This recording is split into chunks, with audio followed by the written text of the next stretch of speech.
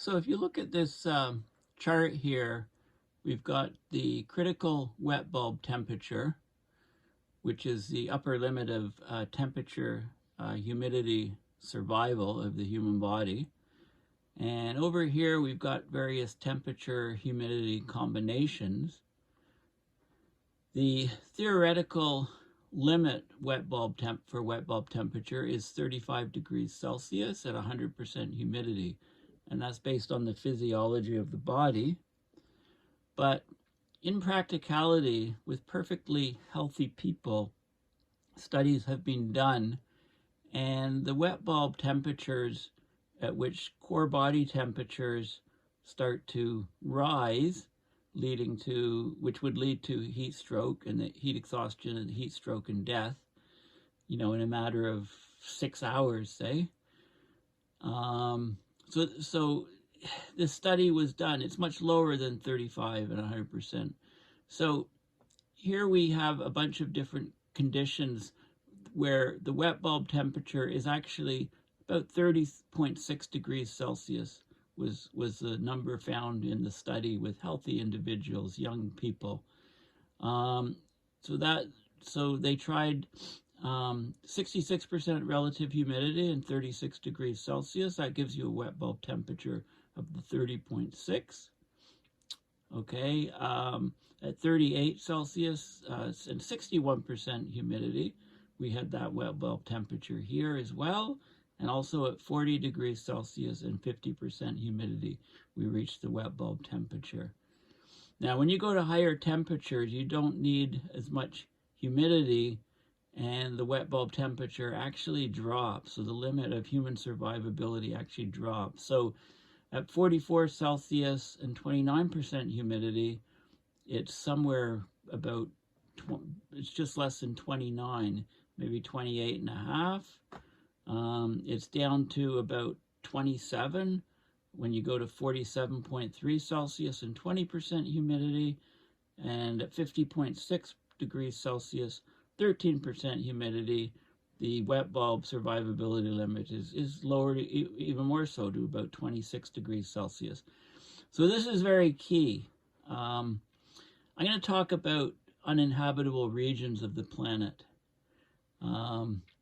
So this study just came out, and basically it looks at wet bulb temperatures that we can expect in the near future, what we're getting now with our warming, and how that will affect human survivability. So heat is making our planet uninhabitable. Why isn't this the top news story around the world? Well, there's lots of other news stories around the world right now. But this study finds that millions of people will be displaced as climate change makes their regions too hot to live. Okay, so this is an article that just came out last week or a couple weeks ago. This is in the Moroccan Sahara Desert, the skull of an animal, and completely parched landscape. So if you haven't seen the movie Soylent Green, it's an excellent movie. It's a 1973 sci-fi movie. And it depicts the year 2022, which we've passed, of course, as a world so ravaged by pollution that the temperature never drops below 90 Fahrenheit or 32 Celsius. Food is scarce. Millions of people are homeless and crowd together in hallways just to sleep. The government's become overtly authoritarian. Well, things are not currently as bad as depicted in Soylent Green. And again, 1973, very, very, great foresight. So things aren't that bad yet, but studies on climate change repeatedly indicate that the heat-based premise of Soylent Green is rapidly becoming close to reality. Why is this not universally regarded as the biggest news story in the world? Okay, so this study was just published recently. It studied wet bulb temperatures. So this is a temperature measured by a wet thermometer in the shade as the water evaporates off it. If wet bulb temperatures exceed 31 degrees Celsius or 88 Fahrenheit, people cannot consistently perform physical labor without endangering their lives. In temperatures that exceed 35 Celsius or 95 Fahrenheit, a healthy human can die within a few hours without access to water or shelter or some sort of cooling. So the authors of this study, they analyzed wet bulb temperature thresholds across a range of air temperatures and relative humidities using climate change models, and the conclusions are very sobering.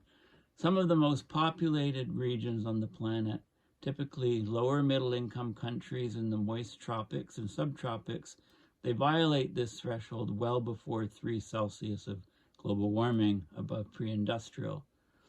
Further, global warming increases the extent of the threshold crossing in drier regions like in North America and the Middle East. Okay, put bluntly, if global temperatures increase by 1 degree Celsius or more above their current levels, so above what we have today, billions of people will face wet bulb temperatures every year so intense that their bodies will not be able to naturally cool themselves. Indeed, if global temperatures exceed 2 degrees above pre-industrial levels, 4 billion people on the planet, that's half the planet, will encounter intolerable heat and humidity on a yearly basis, often in regions where air conditioning and other forms of relief are not widely available. This could include more than 2 billion people in Pakistan and India, 1 billion people in eastern China, and 800 million people in sub-Saharan Africa. Once global temperatures rise 3 degrees above pre-industrial, much of the U.S. Northeast, Southeast, and Midwest will also regularly experience unlivable wet bulb temperatures. So we're driving areas of this planet to becoming uninhabitable. The term misery is, if anything, an understatement here. There's no universe in which this development will not lead to millions of deaths. Wet bulb temperatures of 95 Fahrenheit or 35 Celsius are not conditions we can get used to. Okay, the human body has fundamental physiological limits. Our planet's perturbed, angry climate doesn't care about people. Air conditioning may save some, but increased demand and likelihood of power outages and already strained power grids make this a risky bet. So massive power failure during a heat wave and you can get mass mortality. So basically, there was a study in July which analyzed decades of climate and precipitation data. It found that by the late 21st century, large sections of the world will experience these so-called compound drought and heat waves. Okay, but the problem is okay, and well, compound drought and heat waves severely threaten socio-ecological systems, leading to greater impacts, like there's cascading things that happen, wildfires, crop failure, heat-related mortalities. Okay, 2023 in the summer was the hottest recorded in human history. So we're getting there. We have a new abnormal. It's playing out in real time. The impacts of climate change are upon us, and in the form of unprecedented, dangerous extreme weather events. Okay, so basically there were previous studies that looked at that 35 degrees C wet bulb temperature and looking at what areas of the earth would hit that first. Since then, observational studies have found that the wet bulb temperature doesn't need to be 35 to get mass mortality. It's more like 30.6 degrees Celsius, and that's for young and healthy people. So it's a lot worse than we thought before, and this paper actually goes into the details using that new information to look around the world and see what areas are going to be hit the hardest. Okay, so this is the title of the paper. It's open access. It's called Greatly Enhanced Risk to Humans as a Consequence of Empirically Determined Lower Moist Heat Stress Tolerance, right? Instead of that 35 degrees Celsius wet bulb, we're talking about more like 31 or 30.6. Okay, so abstract. We'll look at the abstract and then the figures, basically. As heat waves become more frequent, more intense, longer lasting due to climate change, the question of breaching thermal limits on the human body become pressing. So a wet bulb temperature, T wet bulb, of 35 Celsius is being proposed as a theoretical upper limit on human abilities to biologically thermoregulate, to regulate our body temperatures. But recent empirical observations of research using human subjects found a significantly lower maximum wet bulb temperature at which thermoregulation is possible, even with minimal metabolic activity. So sitting down in the shade, for example. Projecting future exposure to this empirical critical environmental limit, this limit of much lower than 35, it's not being done before this study. So that's what this study does. So they quantify exposure to dangerous, potentially lethal heat for future climates at various global warming levels. Humanity is more vulnerable to moist heat stress than previously proposed because of these lower thermal limits, i.e. being closer to 31 than to 35 for wet bulb temperature.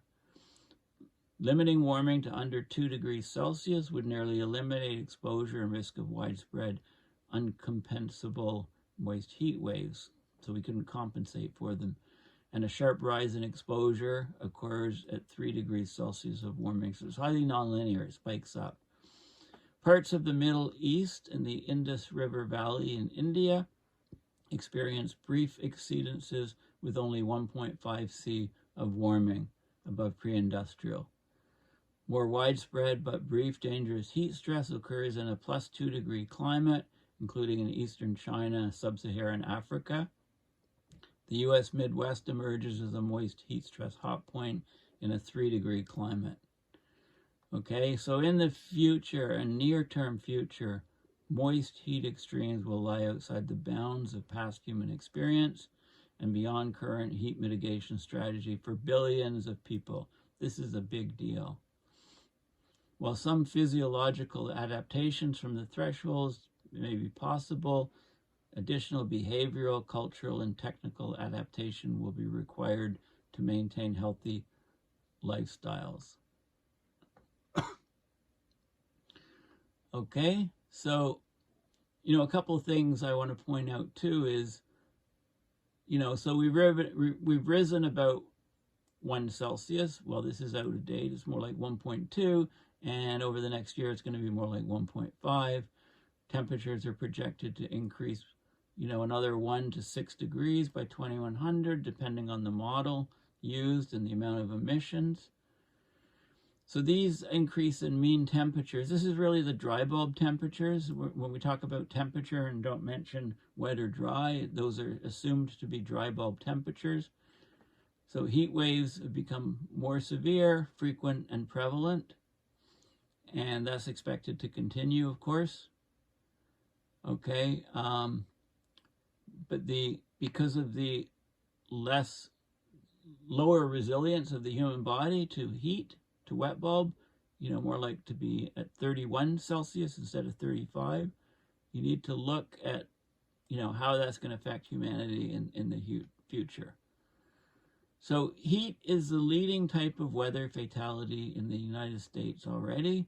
It's one of the largest causes of weather-related deaths worldwide. It increases the risk of both morbidity, which is disease, and mortality, which is death, in vulnerable groups such as the elderly, children, outdoor workers, and those with comorbidities or those taking medication that cause diminished thermoregulatory capabilities. Alert, most antidepressants that people take, they limit your ability to regulate your body heat. Heat waves are associated with increased hospitalization and death for cardiovascular, respiratory, and renal ailments, as well as for diabetes. The body, this isn't because the body's simply becoming too hot, but it's compounded by the physiological strain extreme heat puts on the body, and the body having to compensate to cool itself. Direct heat-related death, i.e. heat stroke, occurs when the core internal temperature of the body becomes too high due to the fact that it no longer has the capability to cool itself and biological function cease, i.e. you die. Prior thresholds underlain by physiological theory set the upper limit of the human body's adaptability to extreme heat at a wet bulb temperature of 35 Celsius. This is commonly referred to as the human adaptability or survivability limit.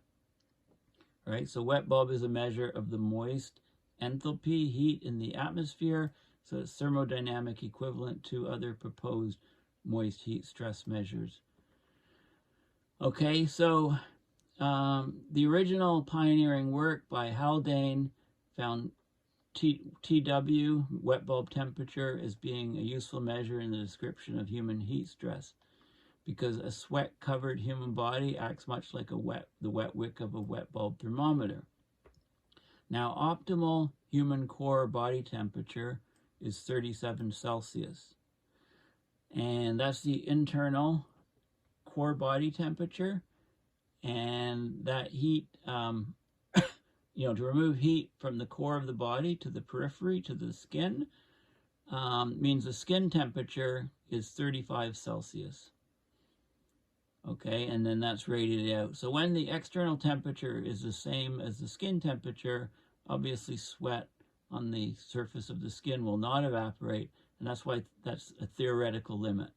The wet bulb temperature of 35 Celsius, the body could no longer thermoregulate by a conduction of heat and convection of heat brought to the skin by a blood flow or evaporation of sweat on the surface of the skin. Okay, so it's the upper bound. But empirical work looking at young, healthy subjects performing minimal metabolic workloads has supported a lower varying TW threshold constant in warm, humid environments. And that's where we get the 30.6 Celsius. Okay, and I showed you that at the very beginning, and it's crucial. Okay, this is the actual theoretical number of 35, but we find that at different temperatures and humidities, giving a wet bulb equivalent, it's about 30.6. And then as you get to higher temperatures, it drops even more. The wet bulb temperature limit drops to, below 26 Celsius. So the human body is nowhere near as resilient as what one might expect from the theoretical number. Okay, this is a huge finding. Now, previous work to look at different regions of the world to see the effect of wet bulb temperature and when it would happen, they used the wet bulb temperature of 35 C, upper limit of human adaptability. Observations have shown that on rare occasions for an hour or two, we've exceeded this already in the Middle East and South Asia. So as temperatures continue to go up, we expect these regions to be very vulnerable. And that's what this study did. It looked at all the different regions of the world. Okay, so this is a map. This is with 1.5 Celsius of warming, and this is the annual hot hours. This is the time in hours at which wet bulb temperature is exceeded on a scale here. And you can see at 1.5 Celsius is already exceeded in parts of Africa, in the Indus Valley, in India, and in parts of China. At 2 degrees Celsius, it's intensified in these regions. At 3 degrees Celsius, we seem to cross some sort of threshold, and we see it appearing in North America, South America, very heavy across Africa, the Sahel, and very intensely in India, in parts of the Middle East, and in China. And this is with 4 Celsius of warming. You see it significant hours of wet bulb temperature exceedance in these places. Again, I stress it's that 30.6 Celsius number, and it's very intense in these places here. Okay, this is the population density. This is the population projection in 2050 following SSP2, which is one of the IPCC pathways. And given this overlap here, this is how population is this is the population subject to accumulated duration of 1 week to 3 months of this heat stress at the wet bulb temperature, that your body can't kick off heat. And it's for 1 to 4 degrees of warming. Here's where we are now. Okay, when you reach, and this is the billions of people that will be exposed. So, in other words, at 4 degrees Celsius, almost 3 billion people are exposed for a week, 1.5 billion for a month of the year, and about 0.4 billion or so for 3 months of the year. Okay, so that's how you read these numbers. Okay, so, and then it talks about global person hours in this chart. But let's have a look at the other figures here. Okay, so this is what we can expect. Annual hot hours, that's at wet bulb temperature in different regions under different warming scenarios. So look at the Indus Valley, already affected greatly at 1.5, gets worse at 2, worse at 3, expands in area and gets more intense. And at 4 degrees, you can see all of these major cities. So there's major cities in Pakistan, major cities in India. You know, nothing like getting too hot under the collar and people dying because they can't tolerate the heat for causing geopolitical conflict, maybe wars between these two nuclear nations. You know, incredible amounts of heat. I mean, the red is the, you know, annual hot hours, 480 to 720. You know, that's days and days exceeding wet bulb temperature in those regions. Okay, this is in China, you know, increasing. And you can see Shanghai, Nanjing, Beijing's up here, caught, you know, all, huge population centers. Also down here in, you know, Bangkok, Ho Chi Minh City. Okay, so huge areas of the world exceeding wet bulb temperatures. This is in Africa. Okay, so, you know, many cities in Africa, central sort of West Africa being exceeded. And here we go in the Middle East.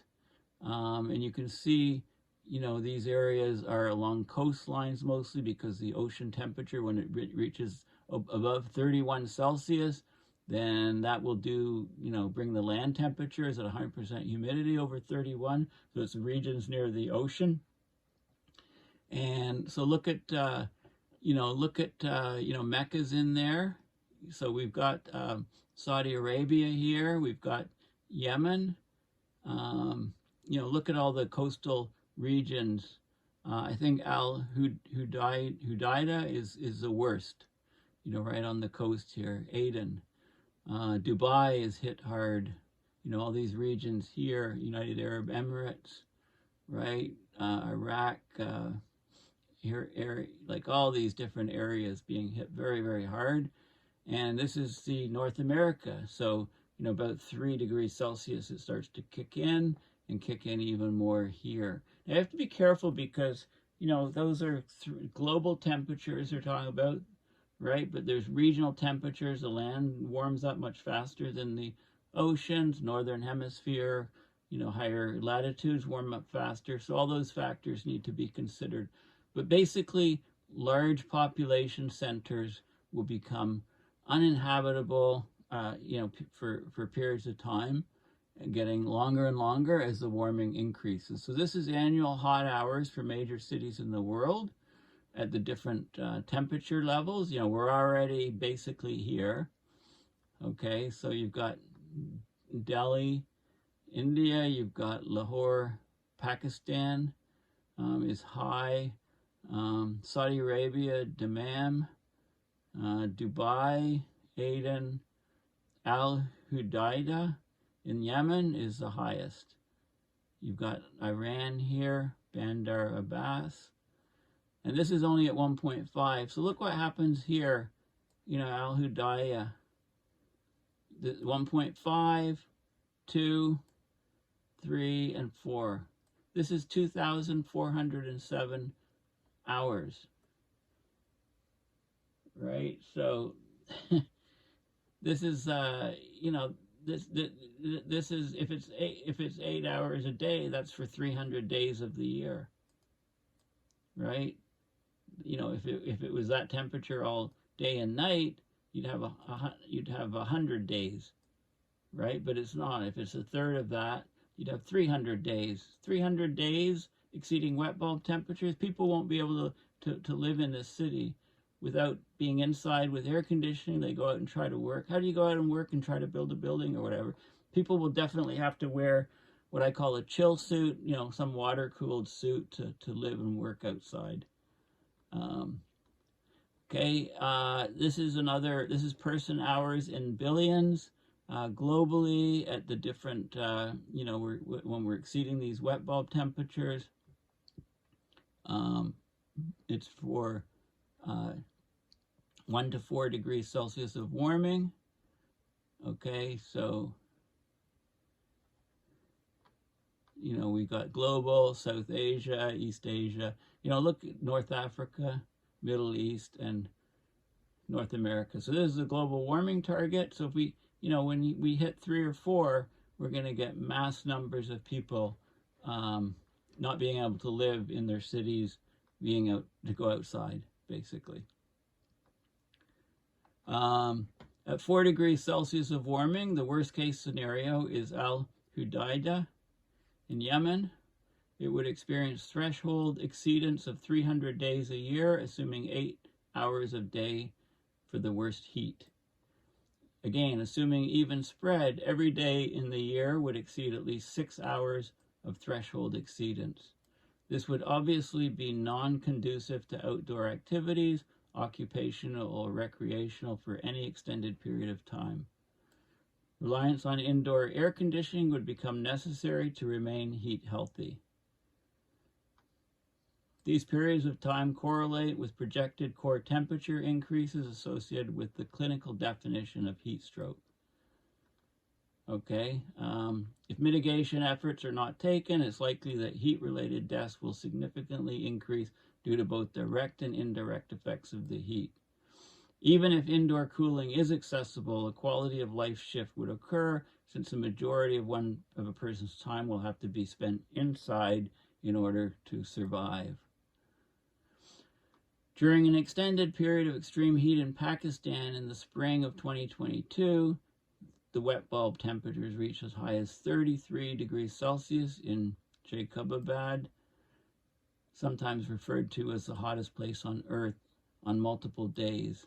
Extreme dry bulb temperatures of 50 Celsius also affected the Indian subcontinent during this extended heat wave already. Okay,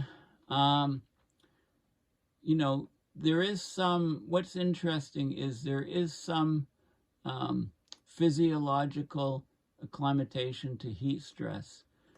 You may have noticed, you know, if you live in a climate with seasons, okay, when it gets cold initially in the fall, you know, you freeze, and then after a while, it doesn't seem so bad. Your body has some ability to acclimatize to the ambient external conditions. So physiological acclimatization to heat stress takes around 2 weeks and is lost within about a week. Okay, so the infrequent heat waves which characterize mid-latitude climate dynamical regimes are unlikely to drive the kind of physiological adaptation supported by the tropical dynamical regimes. Okay, so basically the body is able to adapt somewhat, but when we talk about wet bulb temperatures, there's no adaptation possible. It's a physical limit of how much heat the body can tolerate.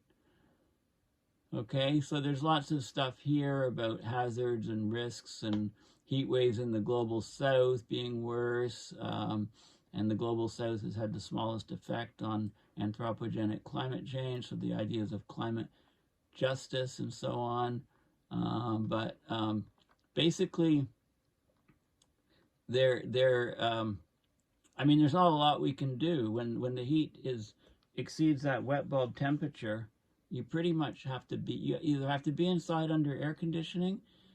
If you're outside in the shade, sitting under a tree, and the wet bulb temperatures are reached, then your body core temperature rises and you get heat exhaustion and heat stroke in 6 hours. There's nothing you can do unless, you need an air-conditioned suit, if you like, or, water-cooled suit or thermoelectric cooled suit in order to do anything outside. If you're working outside, it's even worse. And this study doesn't consider also the sun shining on you. If you're working outside in the sun, then the sun is adding to the effect, and the exertion that you do is also adding to the effect. So this is like a conservative estimate. If you do any of those other things, like work outside and the sun's on your body, the numbers are even worse. Okay, so this is, you got to read this paper to figure out, especially if you live, if you get worried about heat waves, read it now. Don't wait till the heat wave comes about to read it. Read it now. It gives you some sort of idea and things to prepare for, and also maybe places that you don't want to live. They're not going to be very good places as climate change worsens. There was a reference to another paper and an article about climate change intensifying droughts and heat waves in the future, massive fires, and this study looked at so-called compound drought and heat waves, CDHW events, how frequently they can be expected and so on. And here's a paper. Climate change will accelerate the high-end risk of compound drought and heat wave event. So basically, these compound drought and heat waves severely threaten socio-ecological systems, leading to greater impacts, wildfires, crop failure, heat-related mortalities than individual extremes. The topic's timely as we witness severe CDHW events in California and in the Southwest US, Europe, and China in 2022, while the Black Summer of 2019 and 2020 in Australia remains a profound example of this threat. That's when they had all the massive fires. Roughly 20% of global land areas will likely absorb about 2 of these compound drought heat wave events per year that last 25 days by the late 21st century based on the high-end scenario. Okay, and there's lots of it basically specifically looks at individual regions. So that's another study. Okay, but that one's behind a paywall, but you can read the abstract. Okay, so this is the key paper. Greatly enhanced risk to humans as a consequence of empirically determined lower moist heat stress tolerance. So basically, in a nutshell, what you do is you look at the way the temperature will be distributed on the planet as we warm, as we warm through 1.5 global average, 2, 3, 4. It does a match to the population density in those regions, and it generates charts which show the number of billions of people that will be affected. And by affected is these people will be exposed to wet bulb temperatures of 30.6 Celsius, which, according to the empirical studies on real human beings, is the temperature and humidity condition sufficient to cause core body temperature to rise. And if you're exposed to that situation for 6 hours, basically you're dead. Okay, so look at these regions here. Look at all these cities. So in a 4-degree world, life will be hell for people in any of these regions. Okay,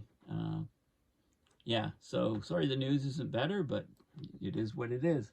Okay, thanks for listening. Bye for now.